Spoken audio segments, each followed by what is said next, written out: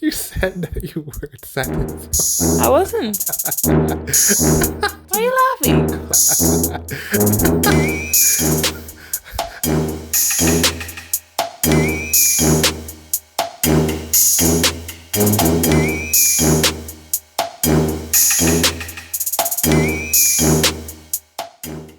Hi guys, I'm Dee, author of the Consumed by Heat series and one half of D&J. And I'm Jay, the other half of D&J. And this is D&J Book Chat. Welcome back to our channel. Now, if you're new here, go ahead and hit that subscribe button and ring that bell so that you can be notified when we post new videos.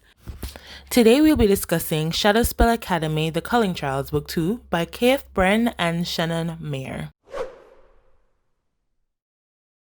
The Culling Trials Book 2 is the continuation from our previous video, so if you haven't watched that yet, go ahead and check it out above. I'll drop the link above and below for you. In the Culling Trials Book 2, we follow Wyld's journey along the second and third house trials, and we learn a little bit more about the Culling Trials as a whole, the school they're trying to get into, and things unfold. It's hard for me to give you a lot of the description of this book without going into spoilers. The book description on Amazon and on Scribd is practically the same as for the whole series. So hey, if you haven't watched our first video, go ahead and check out that one first, and to get a more in-depth idea of what this series is about, and then go ahead and read the book. The link is below. We will dive into our thoughts generally first, and then we will take a deep dive into our spoiler section. So James, what did you think about the Culling Trials Book 2?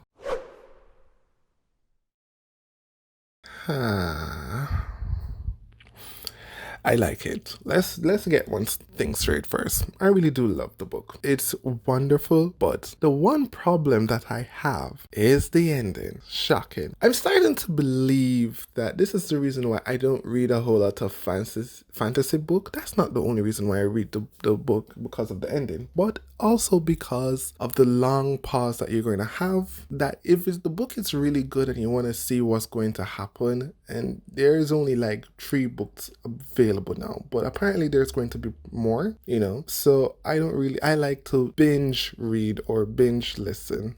I like all of my fantasy book completed before I actually dive into it, than to be reading one and then reading the other one and then be like, okay, I know that something is going on here. So that's really what I thought of the book without really diving into it. Strangely, fantasy is your favorite genre, is it not? Yes, but there are some cons that I do not like. I do not like when I have to be waiting for a book to complete, even though it's good, because what's going to happen for me if I don't see a complete book and I don't read it all at once, if there's a long gap between each book, then I'm going to forget about the book. Then what happens is that I don't remember what's going on, so I have to reread over everything all over again from number 1, just to make sure that I remember the flow of things. Well, the authors need time to write the book, but a good series would recap in your brain in that book what occurred in the previous one without going through all the details of what actually happened. Anyways, I just wanted to ask because I knew this was your favorite genre, but I didn't really love this book. I thought it was entertaining to an extent. I have sort of a love-hate relationship with this book, and I can tell you why in the other section. Again, I still think it's an okay beginner series into fantasy. So if you are new to the fantasy genre, you want to dip your toes in, then this is a good series for you to get started with it. I don't mind cliffhangers when done well, so the weight isn't my main issue. My main issue with the endings here being cliffhangers are that I know that there are more books coming, and unfortunately the way I'm feeling right now, if I am to read through the 3rd book and the 4th book not be available, I think I don't think I'll be compelled enough, unless something drastic happens in the 3rd book. I don't believe I'll be compelled enough to move on to book 4. It's hard to explain. As I said, I can't explain really without going into spoilers. So this is your spoiler warning. spoilers are ahead. So if you haven't yet read the Culling Trials books 1 or 2, go ahead and grab the book with the link below and come back so that we can have a good discussion. All right. So now that the spoilers free zone has ended, let me know what you thought of the book. I'd love to hear your thoughts first because I have some ideas and I don't want to influence you in any way. So hey, you can let me know with specifics what you thought. I thought that you can't influence me. I just wanted to get that out of the way because you might be just confusing people that, you're misleading me or that you... No, but just like in the last video. That's not the last video. Or in one of our videos. There we go. When I gave my review first, your rating sort of tweaked a little bit. So you do get sort of You told me to just go with the flow. So okay, let me go with the flow. Enough about us.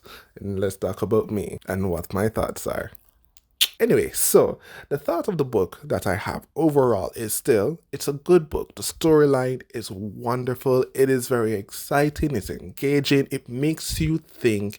It's the same good positive from the first book. It hasn't really changed a whole lot. It has a good plot. It makes you think about the characters. You're diving in more into what's going on. You're getting a little bit more information about Wild, a little bit more about the school, what's going on. This is really nice. I really like the ideas that people in all corners can kill you regardless. So there is a lot of danger. And, we're experiencing this with Wild, where she's saying, all right, this is me having fun, but there's still a danger to it. There was a time when her and I can't remember his name, but her neighbor or her neighbor. Her neighbor. What's his name? Okay. Mark? I don't even remember. Yeah, her neighbor. Russ is the R though. It's R. Her neighbor. Right. You see, right. So where they were in the forest her childhood friend. Yes, there we go. Her little love interest, a potential love interest at least. Let's go with that. Where they were in the forest, she was out curfew. She was just felt that something was going on. What a coincidence, because I don't know how you explain that wasn't really explained except for it was her gut feeling. But anyway, I won't even dive into that, but it was okay. She go out, she realized that one of her teammates, which would be bloody hell, I can't remember his name, Jeffrey. There ain't no Jeffrey in this book. Who are you talking about? Just describe the person. What the goblin. What is his? The goblin. Yeah. Yeah. Okay, so his name isn't Jeffrey though. I know, it's the G name. See, I'm really bad with name. This book, he wasn't really influential except for the trial where, helped find the goal. But anyway, besides that, so, he was being kidnapped. We still don't know why, but apparently we're realizing that, people are missing. So there is that danger to that, right? Moving on. So she went outside, heard that he's been taken, weirdly enough. I don't know what's going on with this girl, so she needs to be explained a little bit more. Anyway, she goes after him, and then her neighbors grab her and be like, come here, you can't go after. Anyway, they were in a little spot, very interesting, or wink, hello. That little nice spot. And then, there was danger alert, that someone was coming after her, trying to kill her. So that needs to be explained a little more. So that's the thing where I'm saying that, there's danger in the book. I would like to see, the book seemed to be going on to what you call that? Chosen one trope, in a sense. I'm learning this from you. But anyway, yeah. So we're realizing that, one, she's able to do other stuff. She can touch a wand where normally you're not supposed to touch someone else's wand without having problems. That's one. She can field gold or those ruby treasure kind of a sense. Okay, that's explained. She can field gold or those ruby treasure kind of a sense. Okay, that's explained. She's a shade, which she has good reflex and all those other stuff. So it's interesting to see if she will have any ability from claw. The only thing that she has from claw, but it's not explained, is that she can track very well. But that's basically. Anyway, I'm ranting. Let me stop myself because the book was just good. This is what I have a problem with. You threw in another love interest, a guy that is interested in her. Oh, well, by the way, It's called a love triangle. I don't like this guy. First of all, I didn't like the fact that rich dude basically told on her, had to have his ass beaten in the bus. Then, I mean, okay, fine, whatever. But the ending is with another guy. I don't like this guy. This guy is friends with Rich McSnob. Something is going on there, so I don't trust him. And then you have the two of them in the ending kissing each other. I'm like, I don't like this guy. What the hell? You're gonna kiss, and then you're gonna have your first love interest, which is your neighbor, come and meet each other, and I'm like, that's rough. But I overall, I think the book is good, but the ending kind of was lame, and I didn't like that second love interest. So either this is a good thing or it's a bad thing, because I don't know what's going to happen, and then I don't really want to read the third book, because then I'm feeling like an addicted person. Interesting. Okay. So my thoughts are a little bit different than yours. As I said, I do have a love-hate relationship with this book. For the reason being, sure, I think the characters are written well. Mm-hmm.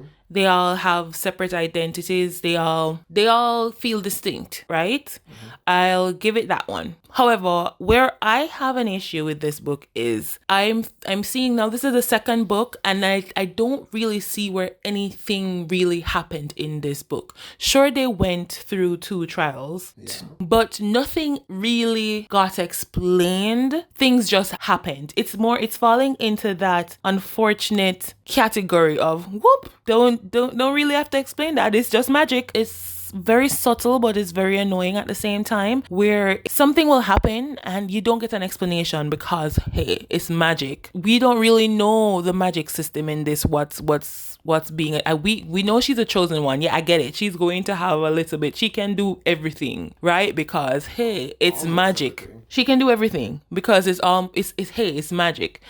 Almost everything, because she's just discovering that she can do it fine. So she can do almost everything at this point, but we don't know why. We don't know what makes her special. We still don't know. Yes, we know there's a vendetta against her family. That hasn't been fleshed out as yet. That's probably going to be fleshed out in the third book, hopefully, or else I'm going to have a fit. We still don't really know why she's the chosen one. She's the chosen one. We've gotten this, but why? Why she's the chosen one, we don't know. We don't really know. Now she's confused. The book started out thinking she's like Shade. Now she's confused now because she's realizing she's have potential in other houses. She's the chosen one. So she's a little bit confused. Sure, that's the only thing that happened in this book. I felt like the love or the romance subplot that's being introduced now was thrown in because they realized nothing really was happening in the book. So they needed to get something to drive the story along, because the second and third trials were short.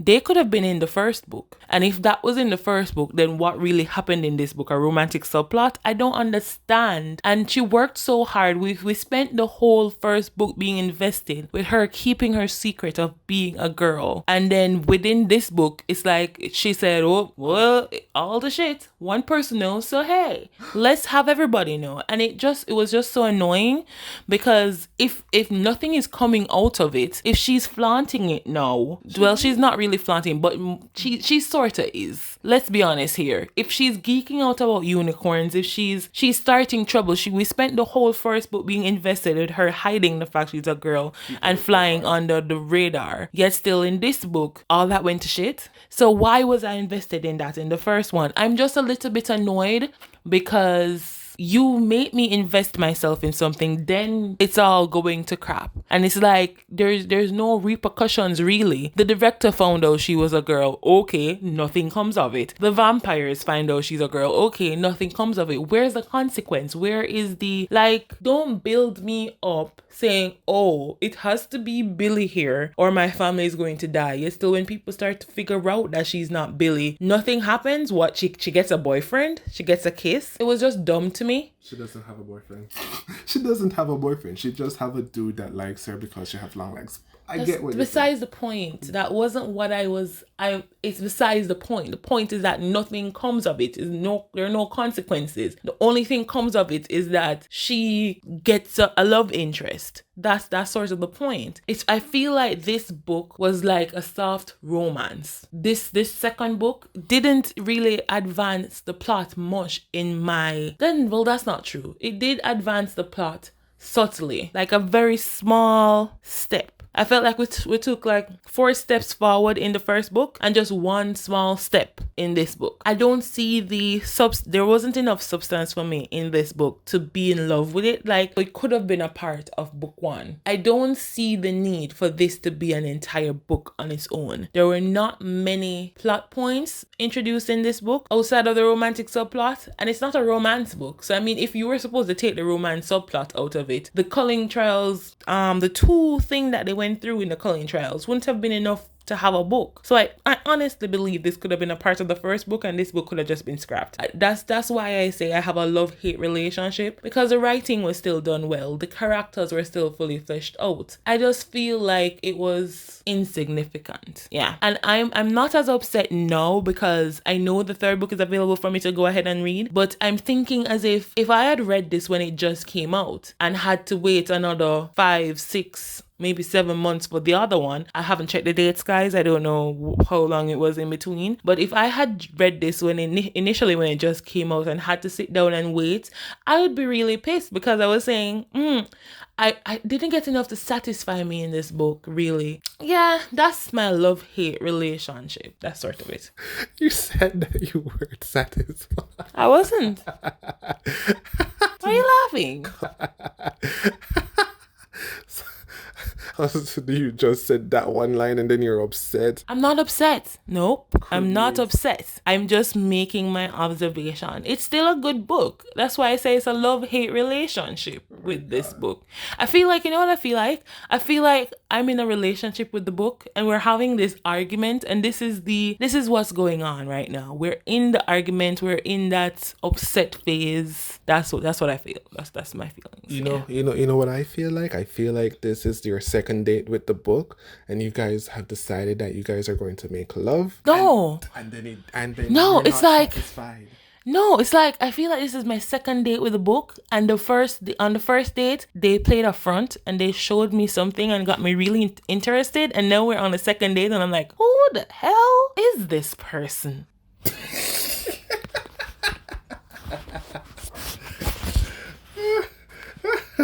Oh god, that was so funny. All right, now let's dive into our star ratings. How much are you rating the Culling Trials Book 2? Well, thank you for asking, Deidran. So, I gave this a 3.5 in the first book, and I'm still sticking with my 3.5 rating. Okay. I gave the first book a 4 because I still think it's a beginner. It's a good beginner. Book 2, I'm giving more of a 3 because, as I said, it was written well. I'd have a love-hate relationship. There are just a lot of downfalls to me compared to the first book. So, or maybe because I was expecting more to be fleshed out on this one, but it wasn't. So yeah, I'm giving it a 3. So that is a 3.5 from J and a 3 from D. So together it's a 3.25 from D and J. All right, now did you agree with our review? Let us know. Start a conversation down in the comments and let us know what you thought so far of the Shadowspell. Do you agree with James where it's or do you agree with me where I think it's good, but I have a love-hate relationship because I think no, I told you. I think it was written well, but I have a love-hate relationship because, yeah, I'm not going to even start this back up again. Yeah, let us know what you think down in the comments and subscribe and continue listening to my wonderful voice. Yeah, like, comment, and subscribe, and ding that bell so that you'll be the first persons to be notified when we upload. Thank you so much for tuning in to D&J's Book Chat, and until next time.